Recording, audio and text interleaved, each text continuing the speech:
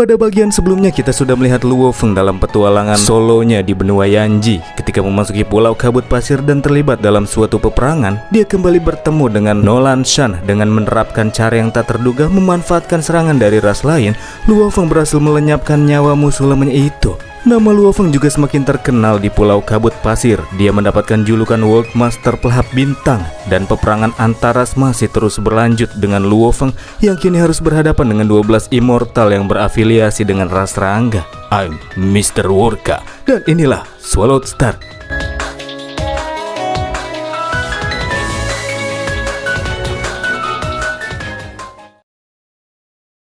Masih di lokasi yang sama, kelompok ras manusia yang sebelumnya bertarung bersama Luo Feng, khususnya dua komandan pemimpin pasukan, merasakan adanya gelombang energi yang berasal dari jutaan kilometer jauhnya. Mereka tahu ini berasal dari markas kubus serangga yang dijaga oleh 12 immortal. Dari bentrokan yang sedang terjadi, kedua komandan itu penasaran sebenarnya siapakah sosok yang sangat berani mengusik ke-12 immortal tersebut. Yang jelas dia pasti bukan sosok sembarangan. Dan ya, tentu saja itu adalah Bang Condet yang lagi bentrok sama musuh dan gak mau lepasin mereka. Kata Babata, melawan 12 immortal dalam satu waktu itu sudah melewati batas wajar. Terlebih buat Luo Feng yang masih ada di tingkat World Master. Emang berdarah dikit, tapi Luo Feng ngerasa kalau dia masih jauh dari batasannya. Posisi Luo Feng sendiri saat itu sedang dibombardir serangan jarak dekat oleh 4 sosok immortal, 3 dari ras Kau dan 1 dari ras Bintang.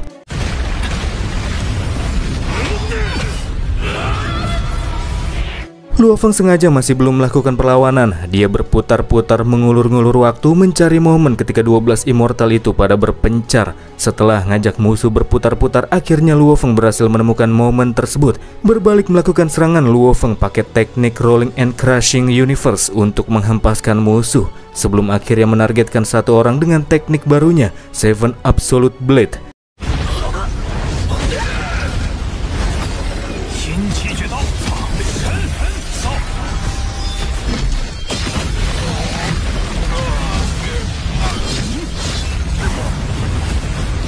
Supaya pertarungan satu lawan satunya nggak diganggu, sekalian Luo Feng coba-coba skill baru. Dia mengaktifkan rumput pelahap bintang. Tak membiarkannya begitu saja, dua pejuang ras bintang coba menghentikannya menggunakan sinar tipis yang terpancar dari dahi mereka. Itu bukanlah sejenis serangan laser, melainkan benang-benang fleksibel yang dikenal dengan sebutan benang kehidupan cahaya bintang. Benang-benang yang bisa dikendalikan itu agak merepotkan, makanya Luo Feng bermaksud untuk hajar 2 orang ras bintang tersebut terlebih dahulu. Hanya saja tak semudah itu. Kedua musuh mendapatkan penjagaan dari beberapa ras Kau yang tak membiarkan Luo Feng untuk mendekat. Benang yang mulai membentuk bola dan mengelilingi Luo Feng itu diciptakan dari kristal inti kehidupan ras bintang. Bisa dikatakan itu merupakan benang yang terkondensasi dari seluruh energi kehidupan mereka, sehingga benangnya sulit buat dihancurkan. Memang cukup sulit bagi Luo Feng untuk bisa melepaskan diri dari jebakan tersebut. Namun bukan berarti dia nggak bisa ngelawan. Rumput pelahap bintang dapat keluar dengan mudah melalui celah semini apapun. Tanaman tersebut kemudian mulai mengejar kelompok immortal setelah meloloskan diri. Menangkap satu persatu musuh yang pada kocar kacir, bikin Luo Feng bisa lepas dari jebakan benang. Sementara musuh, meskipun mereka berusaha kabur, ujung-ujungnya tertangkap juga.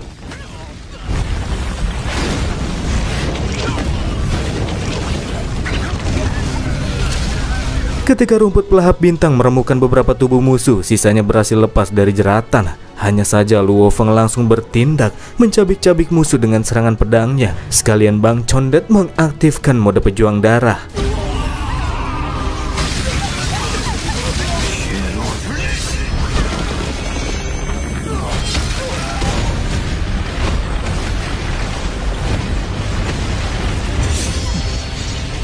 Beberapa musuh kembali respawn, tapi pas hidup lagi mereka langsung disambut sama rumput pelahap bintang yang kembali meremukkan tubuh mereka. Selama ada tanaman tersebut, musuh sama sekali tak berdaya di hadapan Bang MC. Makanya mereka pada milih buat kabur dengan cara menyebar ke arah yang berbeda, supaya mereka nggak mokat dalam satu waktu.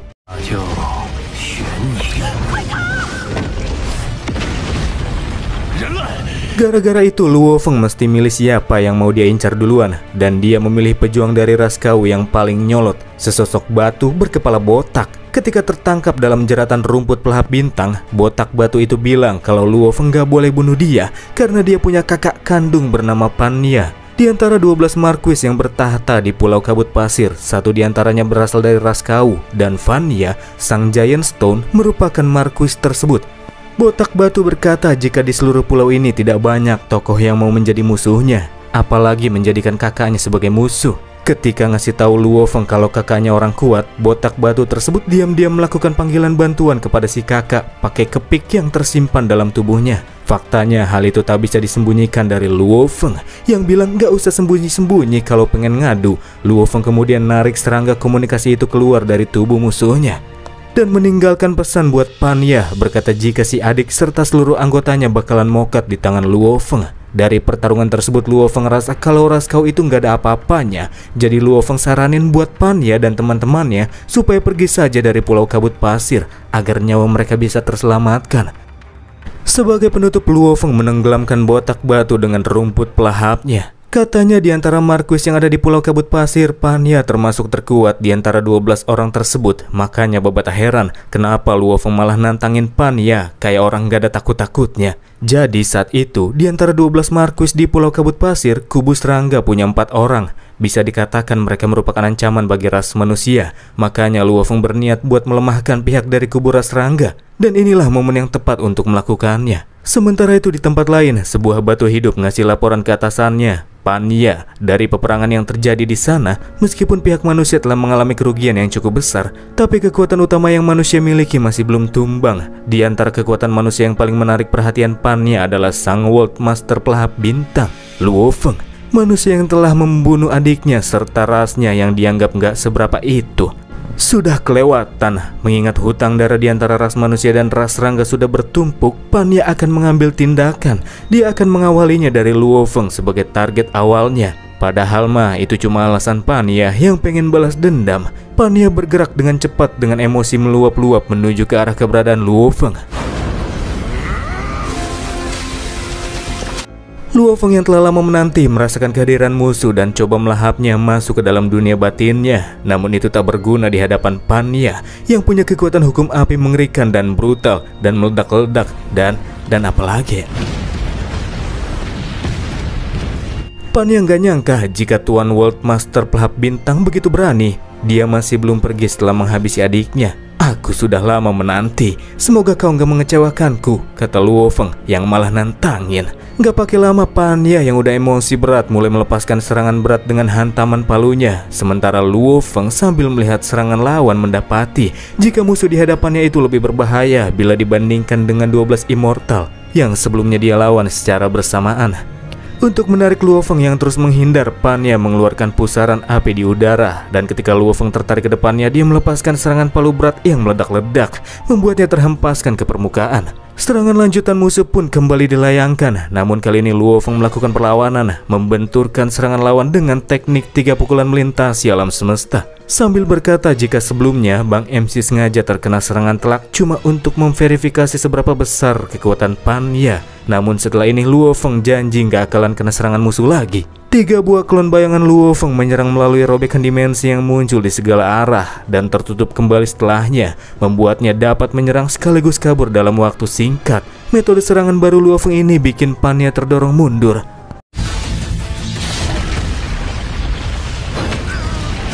Tiap serangan memang bisa terdaratkan dengan sempurna, hanya saja damage yang dihasilkan tidak besar. Makanya Luo Feng membentuk Yanshen jadi sebuah Great Sword yang cukup mencolok dan melepaskannya ke arah musuh. Namun serangan dengan penetrasi kuat tersebut berhasil ditiadakan oleh Panya yang mengumpulkan kekuatan hukum api di sekelilingnya dan membentuk topan berapi.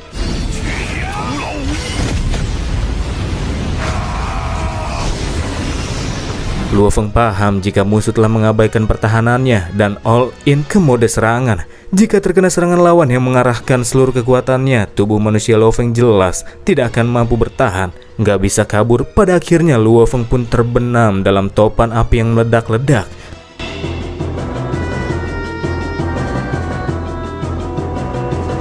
Merasa sudah ada di atas angin, Panya berjanji hari ini dia bakalan bikin Luo Feng menderita karena sudah terlalu berani menentang ras Kau. Ketika asap yang mengepul di udara mulai menghilang, tiba-tiba saja Panya merasakan sosok kehadiran yang begitu kuat berasal dari seekor monster raksasa yang dia yakini pasti itu merupakan pelayan Luo Feng. Dan ya, itu adalah Golden Horn Behemoth yang pakai baju baru.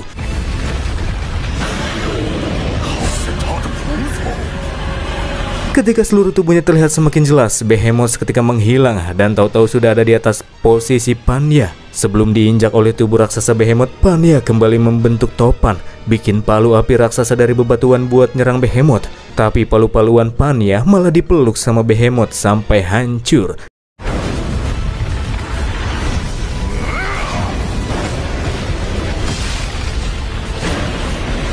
Dan Behemoth langsung menginjak tubuh mungilnya itu sampai tertekan di permukaan tanah. Lalu melempar Panya, bikin batu hidup kuat itu kayak nggak ada artinya.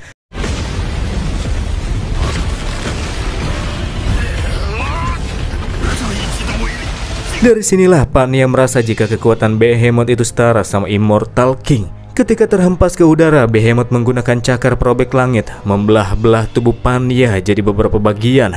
Karena musuh bisa respawn berkali-kali, siklus itu pun berulang selama beberapa kali juga. Golden Horn Behemoth dengan gen super bawaannya, ditambah kekuatan pejuang darah, ditambah lagi teknik rahasia manual sebagai dasarannya, dan ditumpuk dengan banyak kumpulan teknik yang dipadukan dengan 20.000 kekuatan yang dihasilkan dari sayap Shiwu. Jadi total 16.600 kali lipat yang kini dimiliki Behemoth, dan itu setara sama Immortal King. Dan bahkan Vanya tidak akan bisa menahannya. Namun karena tubuh spirit immortalnya telah mengalami perkembangan, dia bisa respawn lebih banyak bila dibandingkan dengan immortal biasa. Vanya yang gak mau mati di sana juga berusaha melakukan perlawanan sebisa mungkin. Dia berencana membakar kekuatan spirit immortalnya sebagai perlawanan terakhir.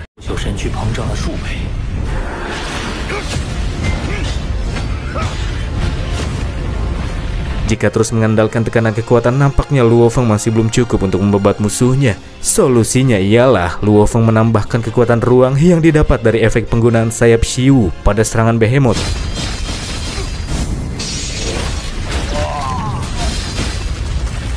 Kekuatan yang secara direct bisa terkena tubuh spirit immortal Panya. Panya yang gak nyangka Behemoth dapat menyerang tubuh spiritnya langsung minta ampun-ampunan sama Luo Feng, bahkan sampai manggil Bang MC kita yang mulia. Akan tetapi Luo Feng dan Behemoth sama sekali gak menghentikan serangannya. Respawn, cabik, respawn, cabik-cabik.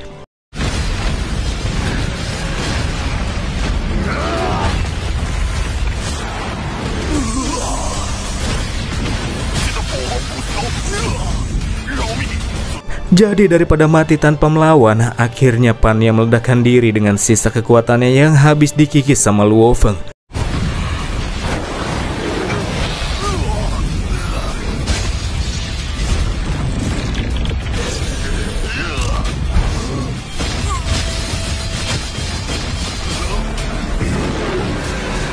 Tubuh Panya secara berangsur-angsur meledak, sementara Behemoth dan Luo Feng bisa escape keluar angkasa.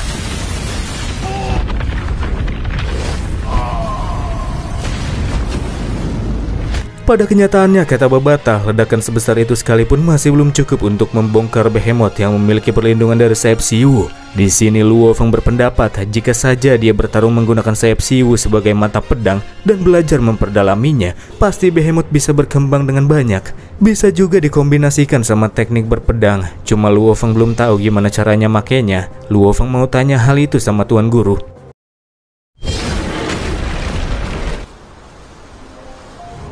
Pas keduanya ketemuan, Tuan Guru bilang kalau sayap Shiwu itu memang cocok sama Luo Feng. Namun Luo Feng memerlukan metode spesial untuk mengembangkannya. Bukan belajar dari buku teknik yang sudah ada, melainkan menciptakan tekniknya sendiri. Pakai teknik ciptaan orang aja, Luo Feng paling lama harus menghabiskan waktu 1000 tahun lamanya. Entah berapa lama waktu yang diperlukan kalau dia menciptakan tekniknya sendiri.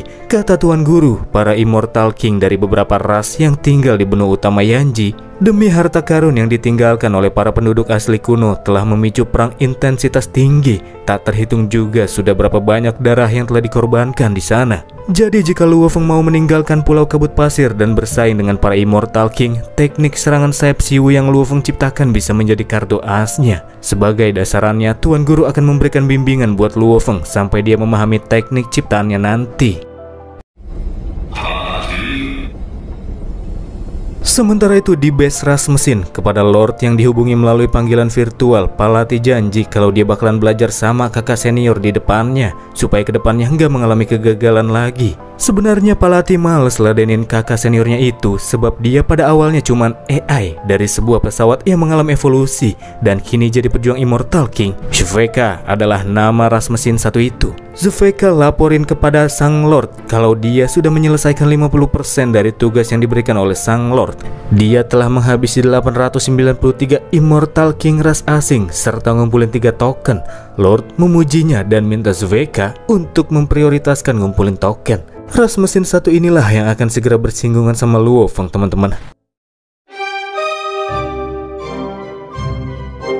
Dan itulah ending dari serial Swallow Star kali ini. Terima kasih buat kalian yang sudah nonton sampai di menit terakhir. Tinggalkan like kalau kalian suka dengan konten ini. Dan bye.